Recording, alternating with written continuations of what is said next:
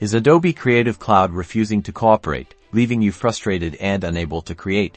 Let's dive into why Adobe Creative Cloud might be experiencing issues, and, more importantly, how to fix it. First, we'll troubleshoot the common culprits preventing the application from launching. A primary cause could be an unstable internet connection. Ensure you have a stable and active internet connection. Another common cause is conflicting background processes. To resolve this, close any unnecessary applications running in the background. Open your Task Manager on Windows or Activity Monitor on Mac. Locate and close applications that might be conflicting with Creative Cloud, particularly resource-intensive programs or those related to Adobe software. If you have a lot of applications running, they might be slowing your computer down. Sometimes, Creative Cloud itself needs an update. Check if an update is pending. If so, accept and install it. Older versions lead to bugs that can damage your computer's functionality. A final, simple fix is restarting your computer. This can often resolve temporary glitches and clear cache files that might be contributing to the problem. Restart your computer.